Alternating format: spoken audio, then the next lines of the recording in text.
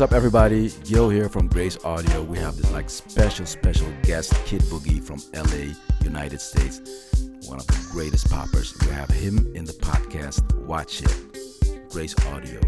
Here we go. So, Kid Boogie, welcome to the Grace Audio podcast. Welcome to the Netherlands. Thank you for having me. Yeah, man, it's such a great honor. I've been following you for many years. When I started out popping, it was like Machine Gun Funk. Yeah. All the way. And my crewmates were like, yeah, we're going to dance like this, man. This is the way to go. And of course, the EBs. Yeah. But so, Kid Boogie, you are from LA, from the States, from the center of where it all happened and where it all started. You were surrounded by like a lot of pioneers and OGs. I was very blessed. In this Exactly. aspect. Yeah. In this aspect, you are very blessed. But I'm not going to introduce you. I want you to introduce yourself. So go ahead, man. So my name is Kid Boogie. That's my dance name. But my real name is Alan Castro Leal. I was born in Mexico. I was born in Morelia, Michoacan. And when I was 5, my mom and my 3 brothers, we went to LA, because my dad was already there. All right. Yeah, so my dad went to LA first, and then we went, you know what I mean? Yeah. So, and then we were moving everywhere in LA. Like right. we went from South Central to Pico Rivera to El Monte to all cities in LA. Right. And I ended up in Pasadena. Right. Yeah. Right. And that's where I was raised. In Pasadena? Pasadena. Wow. Los Angeles. So, the first thing I'm getting is, so you came to the States probably for a better living, a better life, right? Yeah. Did you guys get it?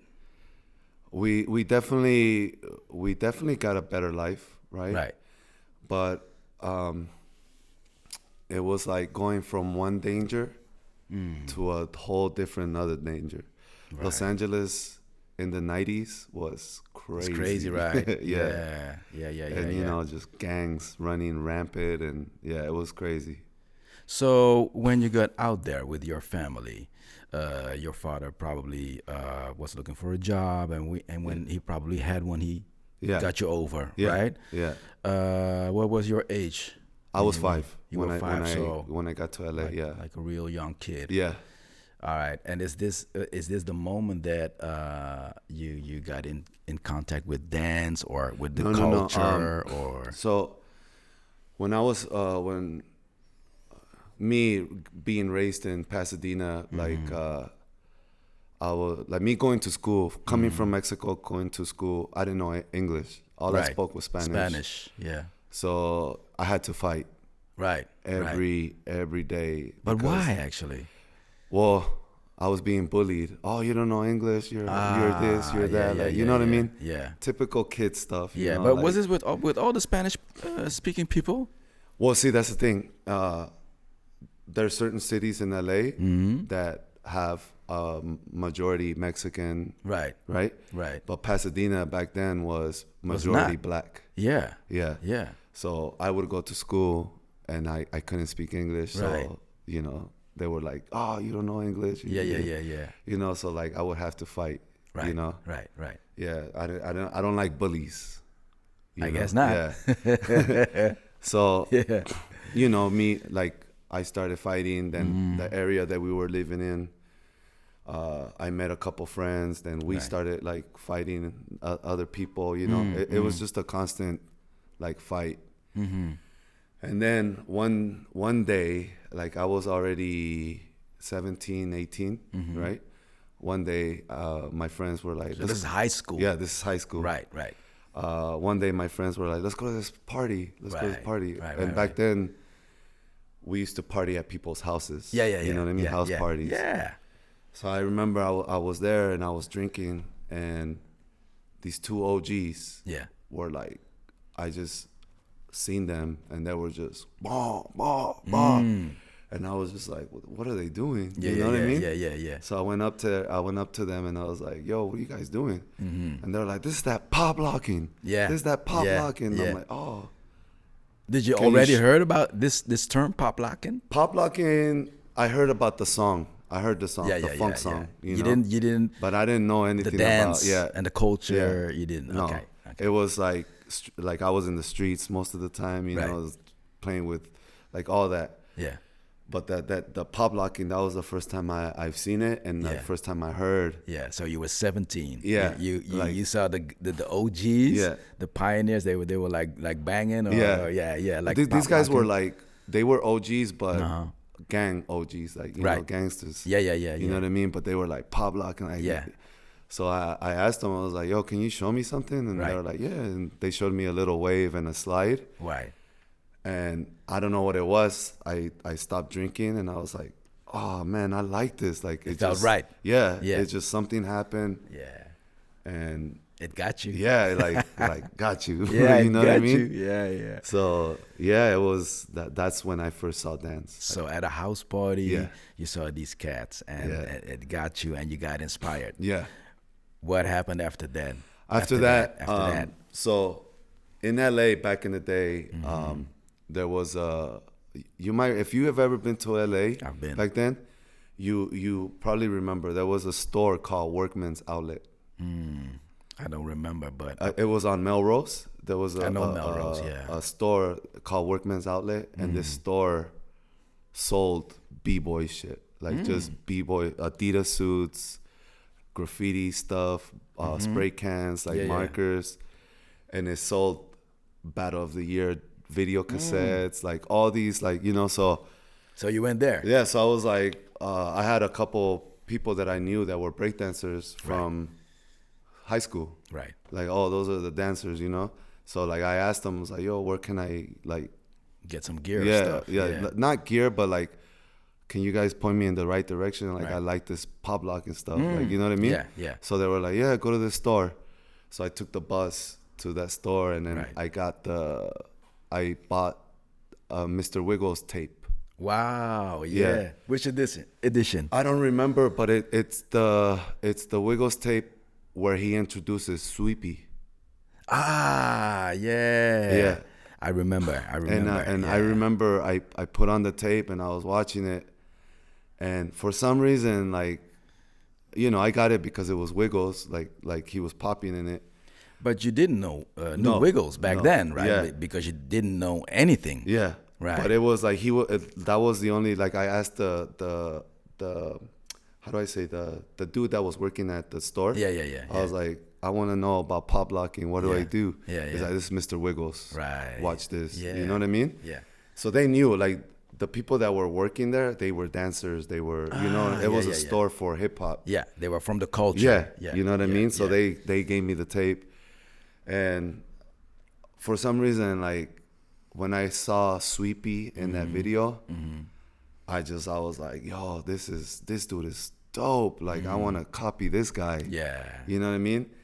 And then back then, on the tape, they had like websites you could go to, MrWiggles.biz. Like, so I started going on there. This is 2003? No, 1999, 2000. Oh, 2000. So it was like... Was there internet already? Yeah. There was. I think... No, there was no YouTube back then. Not yet. No, not yet. Not yet. So I think, because I had to always watch video cassettes. Right. There wasn't even DVDs back then. No. It was too early. Yeah. So, but there was still bboyworld.com. Yeah. And Mr. Wiggles' website. The forum, right? The forums, Yeah. So I went on the bboyworld.com, and I saw a flyer. Right. And it was All Funked Up. That was the name of the party. Yeah. And Sweepy was throwing it in LA. He was the organizer. Yeah, and I was like, oh shit, this is in LA. You gotta be there. Yeah. So I took the bus to go see Sweepy. Right. And it wasn't a battle or nothing.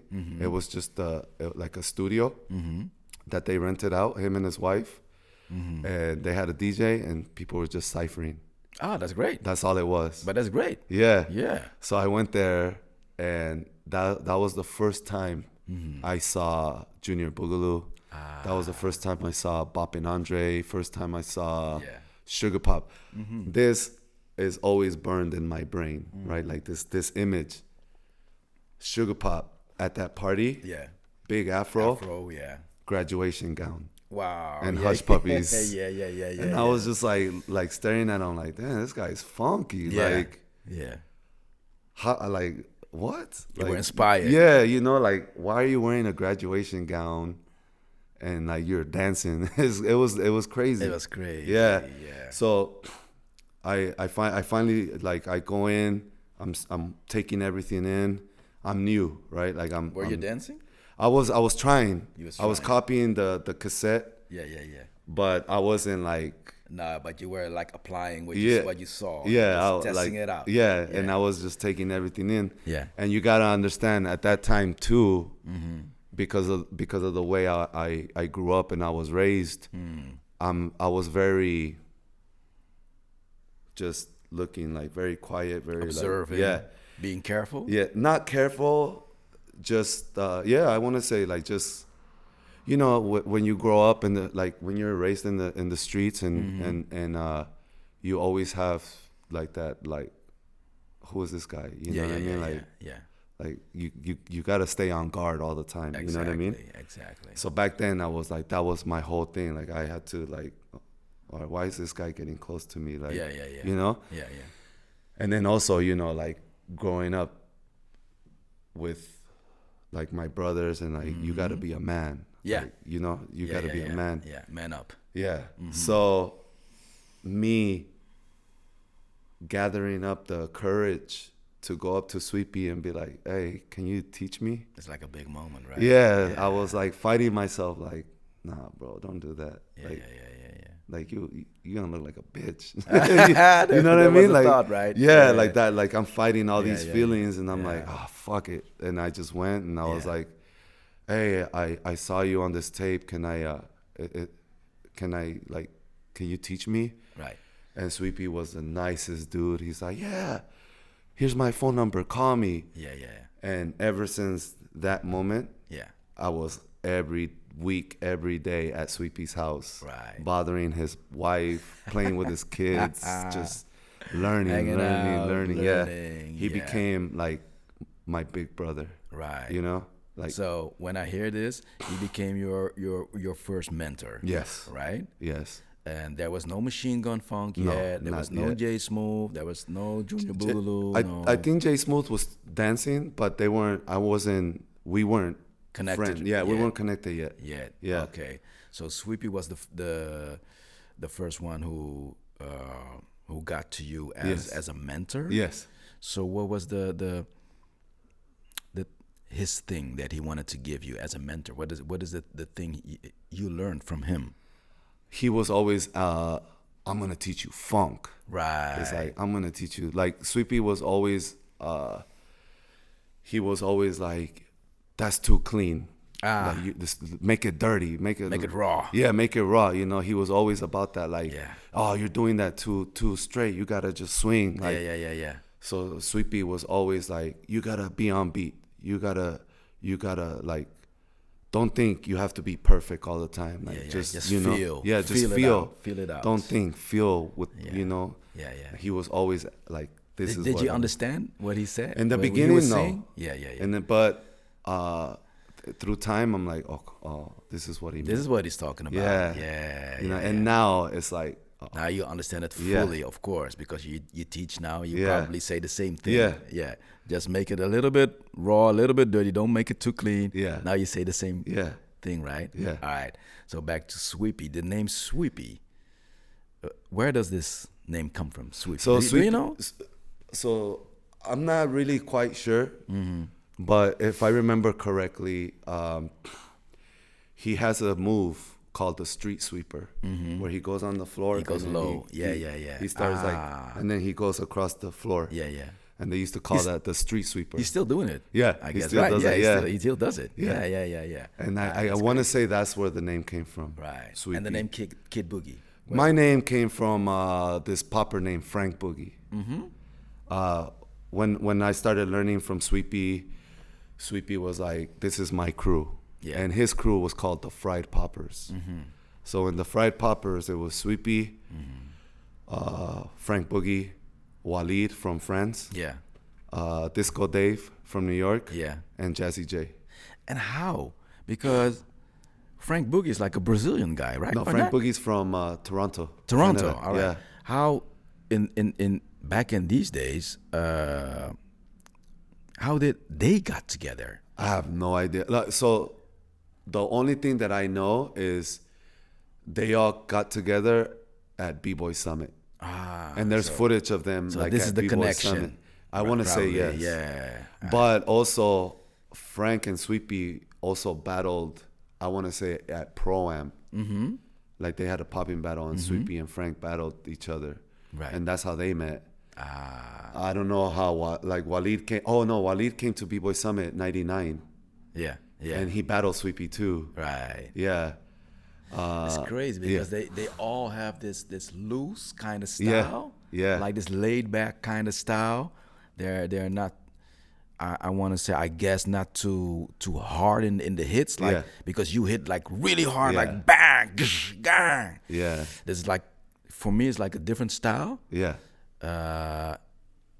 When did this happen? Because you were trained by Sweepy. Yeah. He was like your mentor. Yeah. He was like, I want to give you the funk. Yeah. Teach you about the funk. But then you got a little bit older. You got probably too many more jams. Yeah. Got to know different people probably. Yeah. Who were the first people outside of Sweepy or other dancers you discovered? Or Sweepy, after a while, he was like, there's nothing much I could teach you anymore. Like I just want you to come and cipher with me and practice. But I'm gonna introduce you to my teacher. And his teacher was Sugar Pop. yeah, So that's how I got connected with Sugar Pop. Then I started learning with Sweepy from Sugar Pop. Sugar Pop started teaching us. right. Then, right. because in LA, Sweepy and they lived in the same apartment building. So Sweepy right. lived upstairs. Yeah. And then we go downstairs to Sugar Sugar Pop's Pop. house. Yeah. Wow. And then practice with Sugar What a Pop. convenience. Yeah. What a convenience. But Sweepy did that Yeah. intentionally, because that's his teacher. Yeah, so yeah, he yeah. wanted to get close to him. Okay. Yeah. So that's when I started learning from Sugar Sugar Pop. Pop. Mm-hmm. And then Sugar Pop started telling me like Pete, Boogaloo Sam, Taco, like he just tells Skeet. stories, Skeet, you know what I mean? Right, yeah. So I'm like, okay, I gotta find these guys. Right. Then I went to B-Boy Summit with Sweepy, and I remember Frank came, and that's where I got my name from, because when Sweepy told me about the fried poppers, I saw Frank Boogie, and I'm like, yo, I want to dance like this guy. So I started like trying to copy him. Yeah. So when Frank saw me dance like him, I was like, oh, you're like my son. You're like Kid Boogie. So I was like, oh, I like that. Yeah. You know what I mean? So it became my name. Yeah. That's great. So Yeah. this is the story, guys, behind the name Kid Boogie. Yeah. Interesting. But what I'm hearing is you train with the Electric Boogaloos. Yeah. Sweepy, Sugar Pop. Sugar Pop. Yeah. But the first moment you got in contact with this dance, it was like these OGs. OGs. Yeah. And they were pop locking. Yeah, they weren't popping. They were pop locking. They were pop locking. Yeah. EB style is like a major different style. Yeah, than, it's super different. Right? Yeah. So what did you think about these differences and these influences back then? Were you aware of the differences and the terminology? Back then I wasn't. Nah. Back then, honestly, I just wanted to learn like dance. I just wanted to learn. Yeah. And the path that I was on, Yeah. I was like, I'm just gonna write this. Like, I'm just gonna learn as much as possible. Like, Exactly. And work. You know what I mean? Yeah. But eventually, I ended up learning. This is popping. This is locking. This is pop locking. This Right. is bopping. This is Right. the robot. This is The strutting. Yeah, This the is like, strutting, yeah. the Fillmore, Right. like all of it, Because it's all so close. Yeah, You have like LA, the Bay Area, but everything happens in in such a place that is so connected to each other, but the dance is so different. Yeah. Because remember I was telling you earlier, LA is so big. Yeah. We're close, but it's big. It's big. We're spread out. Yeah. So every city had their own flavor of doing something. You know what I mean? Yeah. And pop locking, in my opinion, like this is my opinion, and what I want to say I learned throughout the years. Yeah. Pop locking was more of a term, and it came from the gangsters in the hood people. Oh, you doing that pop lock? That's that pop locking. You know what I mean? Yeah. But it was just a terminology of them saying like, "Oh, you're popping." Right. You know what I mean? Right, but they just called it pop locking. Right. You know what I mean? Yeah, but now, I'm actually talking to like some of the pop lockers, like Cool Boy. Right.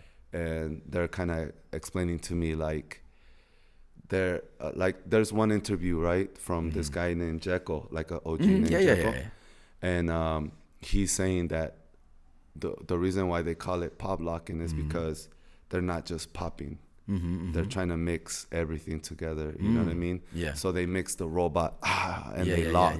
Yeah. So they're popping and locking. You know what I mean? Pop locking. So okay, that makes sense. Yeah. You know. So but to me, in the earlier days, to me it was more of a terminology. Right. Yeah. So here in the Netherlands, we actually, or let me speak for myself, I thought Electric Boogaloo was the whole thing was popping. This was popping. Then you research and you do you find stuff on YouTube, history stuff, interviews, all these OGs dancing and talking about it, and you see like major differences, and I'm like,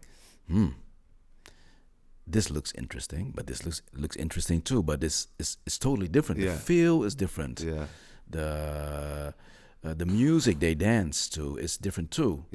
Because like EB style is done more on like funk, and pop locking is done more to like West Coast funk. Right. So the feel is different. And then Hitmaster Fish came to the Netherlands.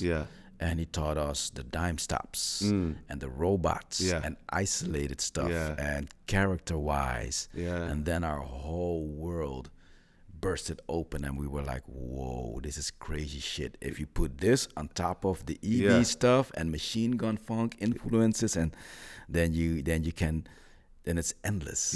It's endless. And then we found animation and stuff like that.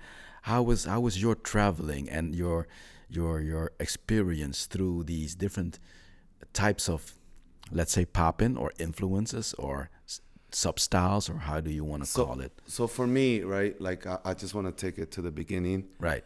I was learning from pop, and I was literally like, I entered my first battle. I did okay, but not that, not my best or whatever, or at least I felt it wasn't my best. Right. Then I asked Sugar Pop, like, what do I need to do to get better?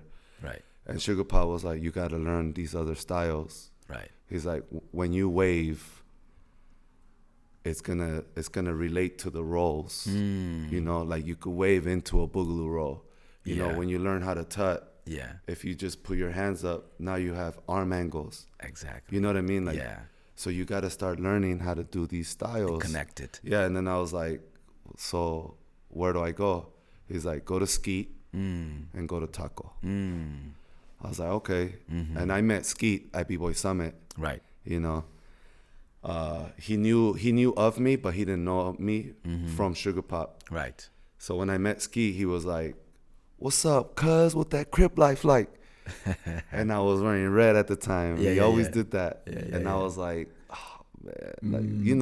Like, and he was like, oh, I'm playing with you. I'm playing. Yeah. And then he's like, you Sugar Pop's boy, huh? And I'm like, yeah. And he's like, oh, you family. Don't worry, you family. Then me and him started talking more. He would call me, and when Sugar Pop told me, go learn these other styles, that's when I called Skeet, and I was like, I want to learn. He's like, okay. So then he started teaching me Scarecrow, Mm-hmm. Puppet, Toy Man. He taught me Shadowbox. Centipede, Yeah. magazine style that Yeah, he yeah, does. yeah, You know yeah, what I yeah. mean? These are his things. His things. His The like his- Shadowbox, yeah. magazine. Those are his. Yeah. Yeah. Centipede is his thing, right?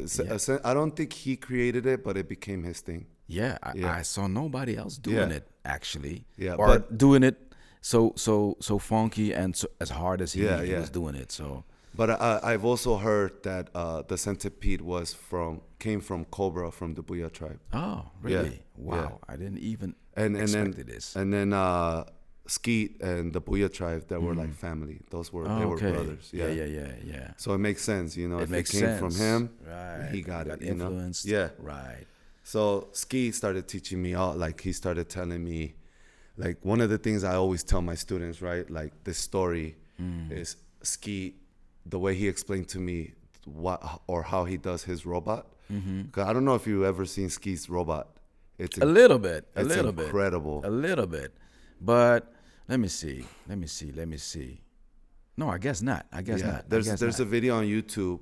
I think he did a performance in China, and he's sitting on a chair, and he has a newspaper. Oh yeah, this And one. it's This one. Yeah. yeah. But his With a spotlight, right? Yeah. I want to say it was either Breaking Convention or China. Yeah, the suit. The the suit. So the way he told me, he's like, when you approach the robot, right? He's like, I see a lot of people doing the robot, thinking I'm a dancer trying to copy a robot. So you're automatically in your image, well, how does a robot look? So you start getting all these corny poses. He's like, I don't think like that. He's like, I am a robot trying to copy a human. So now you get rid of the corny pose and you're just trying to copy what a human would do. Exactly. Yeah. So when he told me that, yeah, I was like, it clicked. oh, so now I'm a puppet trying to pop. Yeah. And it changes the whole The thing, whole right? Because mindset. everybody's like, I'm a popper, but I'm doing puppet, Yeah. right? But Yeah. no, I'm a puppet trying to pop. Right. You know what I mean? Like, Yeah. It's so a it whole changes different the mindset. whole- yeah. It's a whole different Yeah. approach. Yeah. So it opened up the mind. yes. So it clicked, right? Yeah. Yeah. But what is the reason that Skeeter Rabbit, he's so funky and so hard, but his robot, it's not out there. And this mindset is such an inspiring Yeah. like mindset, but it's not out there because he's not known for his robot. Oh, he in LA he In was. in Europe, he's known for the EB style yeah. and his own way of doing the EB style. Yeah. But he's not really known for the robot, like for example, Robot Prince or Bop and Andre. These guys are known for the robot. But in LA, Ski was known for the robot. Yeah. Wow. So this And- is such a big difference. And at B-Boy Summit 99, Skeet battled Andre. And Skeet was like, I could do that too. Yeah. You know what I mean? Yeah. So yeah. he was known. He was known for the robot. so. Skeet was just known for knowing every style. You know what I mean? Skeet was a dancer. He was like versatile to Yeah. the max. Before he passed, he was learning how to crump. Wow. Yeah. He knew how to house dance. He knew how to do hip hop. He was a locker, popper. And then before he passed, he was like trying to, yeah. It's great. I want to say crump or clown dance. I don't know what he was trying to do, but he was learning something. Yeah. Outside of popping. Yeah, outside. Yeah. He just loved to dance. Yeah, it's his energy is when he's on the stage. His energy it blows off. It's like It's one thing, but when he's in his comfort, like when he's in the club, right. it's amazing. It's different, right? Yeah, it's super amazing. Yeah. When he's at his house in his living room, Yeah. another like Yeah. you know what I mean? But for the yourself, stage it's- is it's- stage. yeah, the stage is- yeah. But bro, I've seen some stuff where I'm just like I said, I was blessed. Yeah. You know? Yeah. If you dance in somebody's house, it's always Yeah. gonna be different. or in somebody's backyard or whatever. It's always different than in a battle or a cipher or a stage. I mean, I'm gonna tell you right now, bro. Like the stuff that I've seen Poppin' Taco do in his living room, I can imagine. you know what I mean? Is and deep. the fact that I didn't have a camera was, yeah. and it's just in my brain. Yeah, but this is where it should be. Yeah. This is in your brain, in your heart, and you keep it there. And just take it and get inspired by it. Yeah. All right. So then you grew up with all these actually big names. Yeah. And then when did Machine Gun Funk, J Smooth, Junior Boogaloo, when did this happen then? Me and J Smooth became friends, I want to say 2004. So like 4 years, 3 Yeah. years later. 2004. Yeah. So now you're already like 3 years in, 4 years. Yeah, 3-4 years. What in. was the level you were? I was so whack. Nah, really? I was so whack. I remember Jay Smooth. He used to call me, or I think he used to call me, or he said something where like my legs looked like noodles because I was trying to like do boogaloo rolls. But I was just like wiggling. Yeah. And he was like, bro, you got noodle legs. Yeah. Okay. You know? But yeah, I was so whack. Yeah. I was whack. And the rest of the crew, like Slim Boogie. Slim came later. Junior came later. But in the beginning, it was me and Jay Smooth. Mm-hmm. We started just dancing together, you know?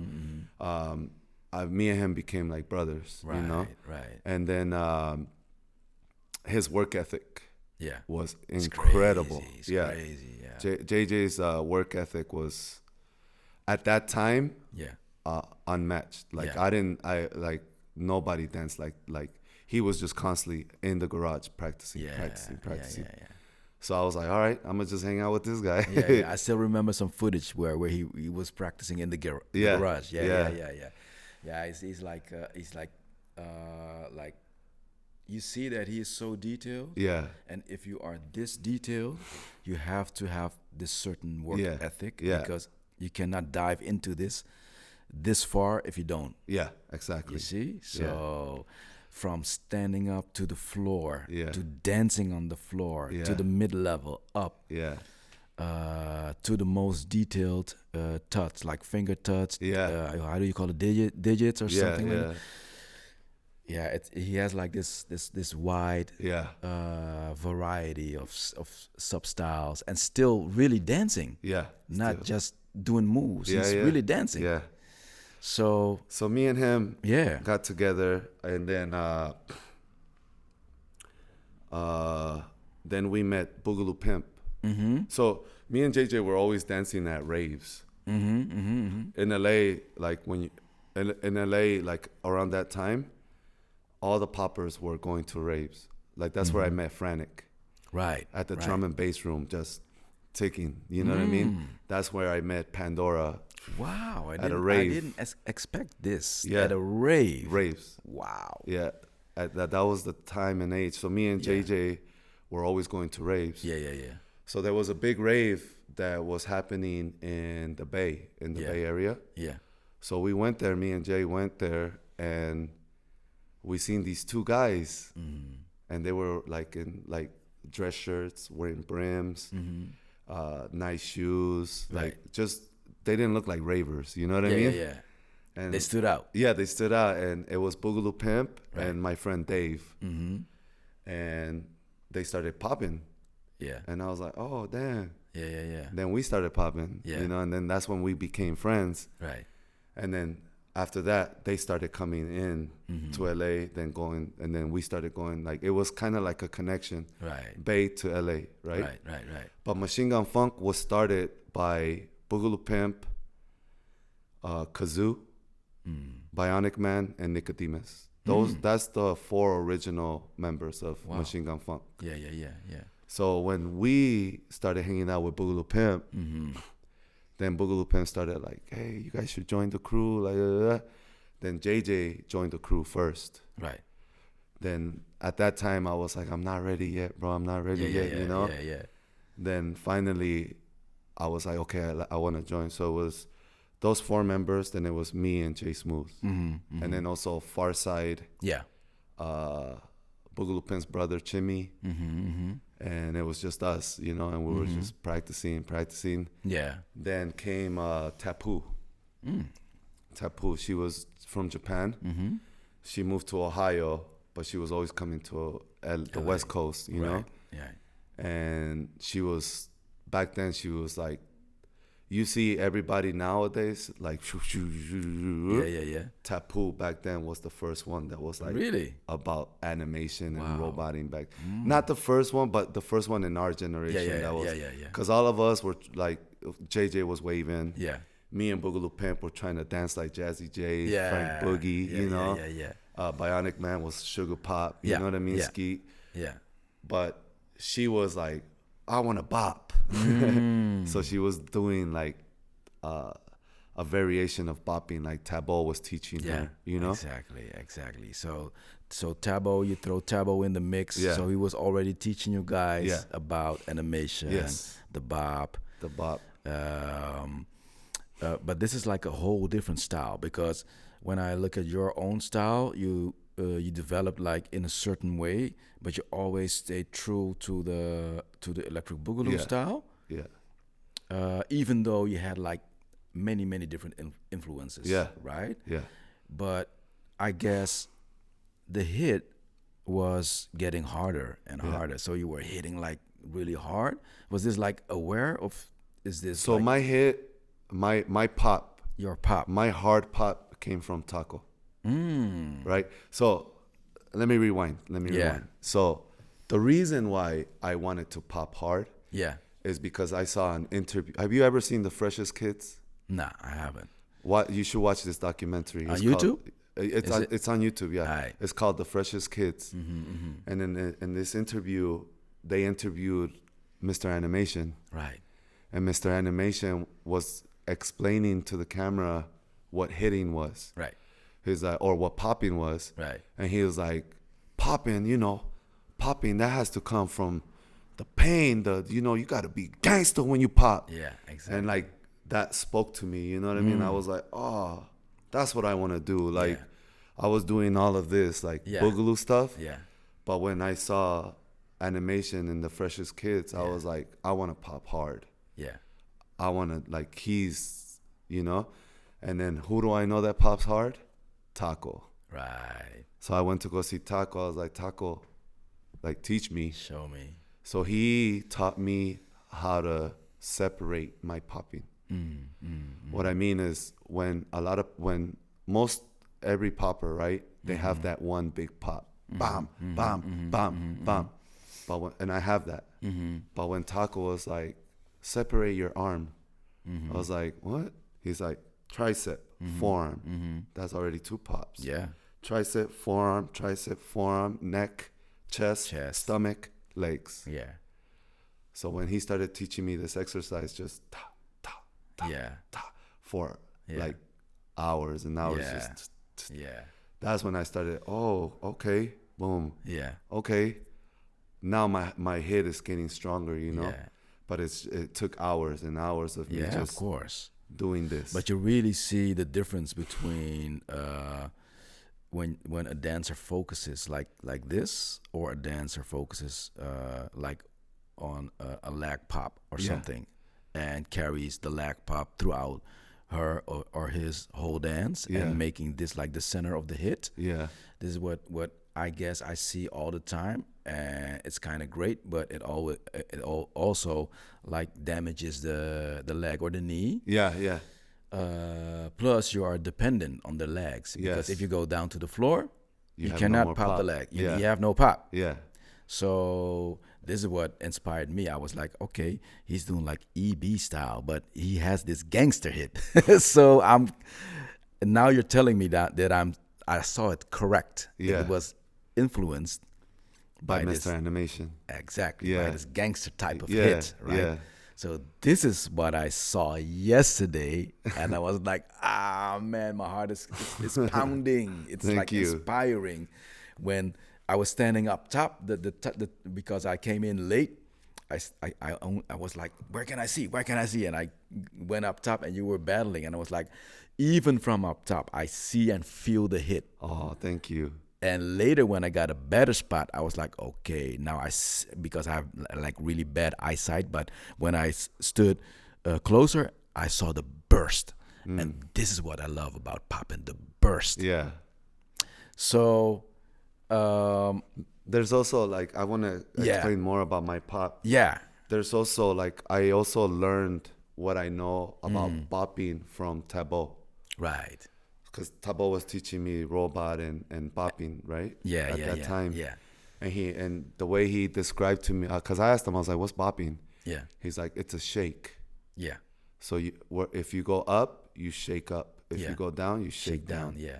So it's like, he said, it's like fake popping. Right. You're trying to imitate a pop, but it's just a little shake. Shake, yeah. So I took that, and then when I pop, shake.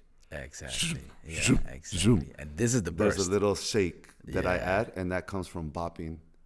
And I put that element into the pop that I have. All right. So now you have this information. Yeah. It's blowing your mind, but you cannot apply it yet. Yeah. So you have to practice. I worked so hard. Yeah. You have to fail. You have to stand up again, learn again. Yeah. Train with your cats and your peoples and your mentors. But Yeah. now through the time you have like Taco, you have like Sugar Pop, you have Skeet, you have Hugo, you have Sweepy, yeah. Sam. Exactly. All these big names surrounding you. But you were not aware of how big and how, I guess, or were you like aware of how big these guys were? So in the beginning, when I got with Sweepy, Yeah. I was only made aware how big these guys were from Sugar Pop. Right. Because when I started learning from Pop, I just knew Pop was Sweepy's teacher. But then when the stories that Sugar Pop was telling me and like the stories that Sweepy would be like, yeah, bro, these guys, the best, like the best. And then I would go to other OGs in LA and they would be like, yeah, the Electric Boogaloos back in the day, that was the team to beat. Like we wanted to beat them, but we couldn't.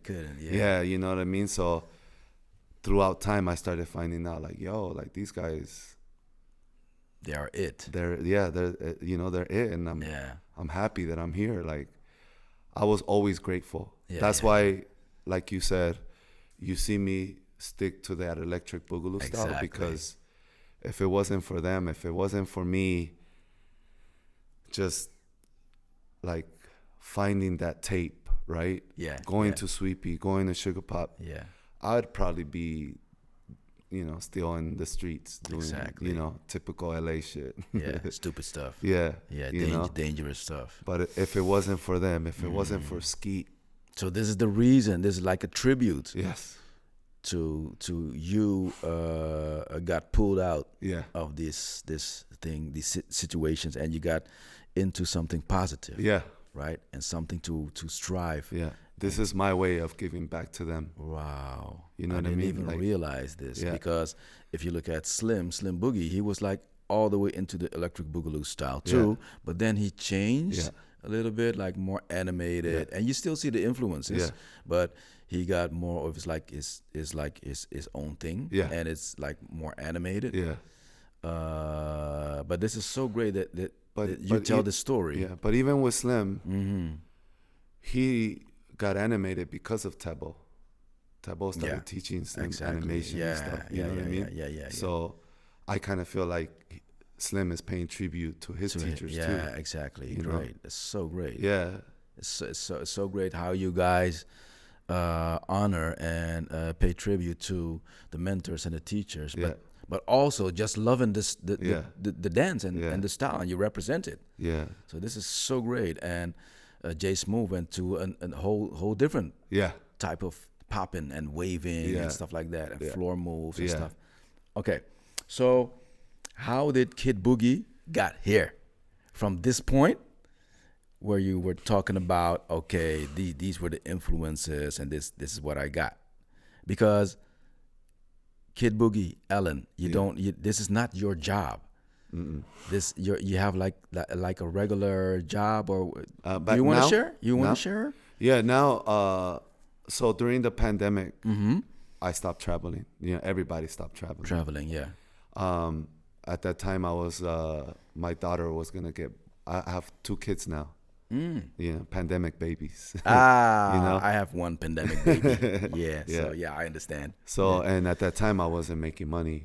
You know what I mean? So I took me growing up in the streets. I never graduated from high school. So during the pandemic, I took my ass back to school, and I So got my great. GED. Wow, congrats. Thank you. But but I didn't stop there. My wife was like, "You should try this." She's a nurse, so Really? she turned me on to respiratory therapy. Wow. So I went to school and graduated college for respiratory therapy. And this is the backstory. Yeah. This is the backstory. That's I'm getting like goosebumps because you are so inspiring as a dancer.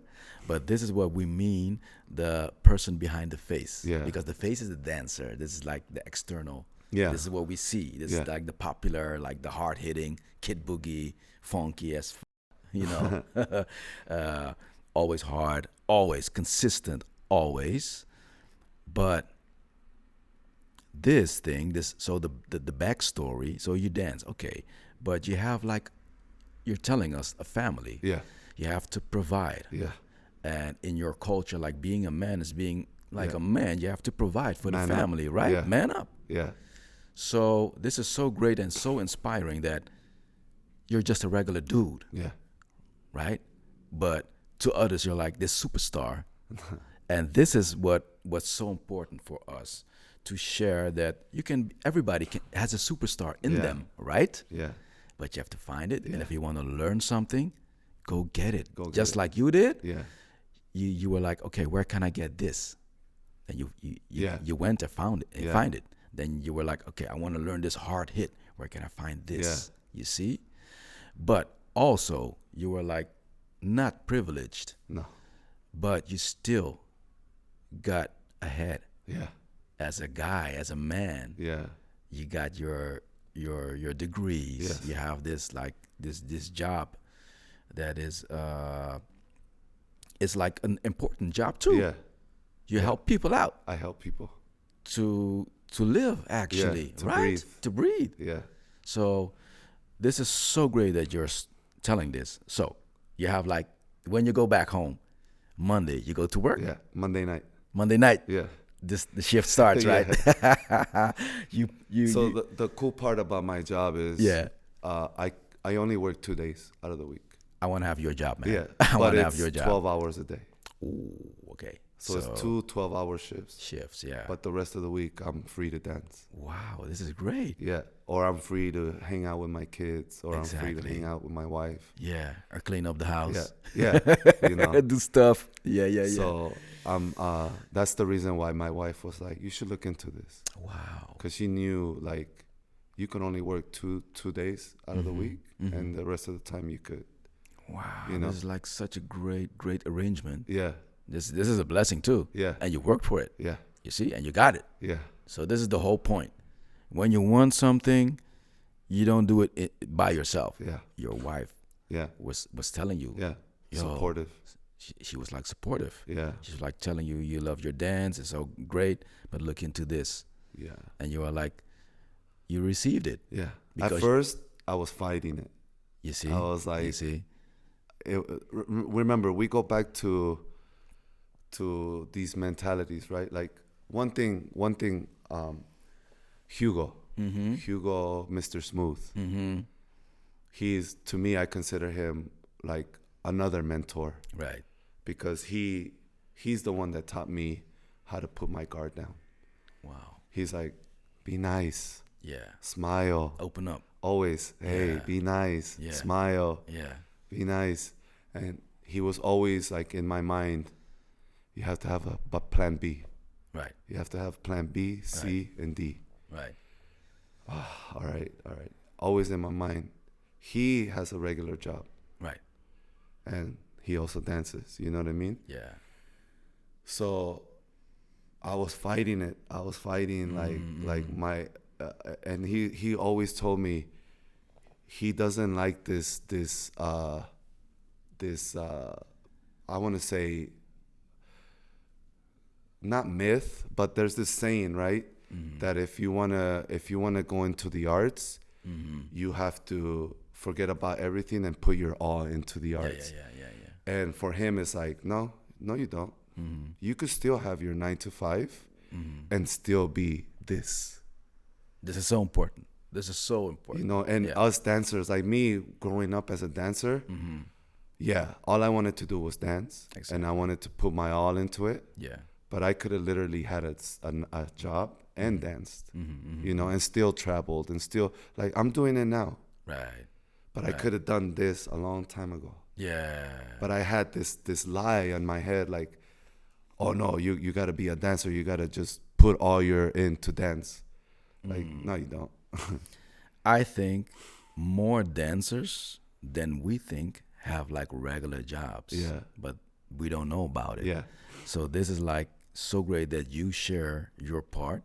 So this is inspiring. So you don't have to dance like 24 hours a day to be the best you can be. Because when you have a family, you have different responsibilities. So you have to divide yourself. Yeah. You see? So there's a time for dancing. There's a time for the family. There's a time for work. Yeah. There's a time for traveling. But you have to manage. Yeah. Exactly. Time management. Time management. Yeah. I want to talk to you about many, many more things, but we're, I guess, like 50 minutes in.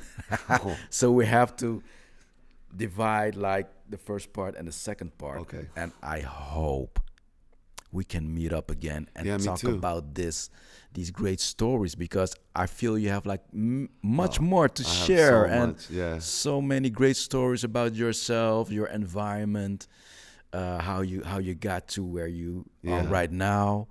But I want to say thank you, and I appreciate that you share your story a little bit. But I feel like we just scratched like the surface. But what I got from this is that you are, I guess, I feel that you are like a grounded person, like a real person. And I don't say that to anybody, to just regular people. I just say it because I mean it, and I really appreciate it. Because we need this. Yeah. We need to say that things are not always easy. No. Sometimes, or a lot of times, things are hard. But if you push through, just like you did, you get somewhere. Yeah. And if you learn how to trust, just like Hugo did, and he said, open up, smile, be nice, be kind. Yeah. Because you didn't grew up in this environment, like smiling and nice, and right? Yeah, I didn't. So it's possible to get out of it. Yeah. And it's possible to be a Kid Boogie or a Slim Boogie or a J Smooth. Everybody can have a second chance. Exactly. You know what I mean? Wow. Yeah. Exactly. You can always have a second chance. You just gotta. I feel that because I had a second chance and a third one and a fourth one. I had a lot of chances, and I screwed up and I got up. Yeah. So I feel this. Yeah. I wanted to ask you what are the words, or you might said it already, you want to leave this conversation, this podcast to? For the people that are listening, right? Mm-hmm. With whatever you're doing, dancing, music, sports, talent is nothing without hard work. Exactly. Mm-hmm. You could be the most talented person in the world, but if you don't work hard for it, you're not gonna go anywhere. Mm-hmm. Mm-hmm. So work hard. Trust me, it'll pay off. Right. Kid Boogie, Alan, thank you very much. Thank you. Appreciate Thank you for having me. I hope to be able to talk to you again. Yeah, but me we'll too. see. Thank you for now. Appreciate it. Everybody, Kid Boogie, signing off. Thank you.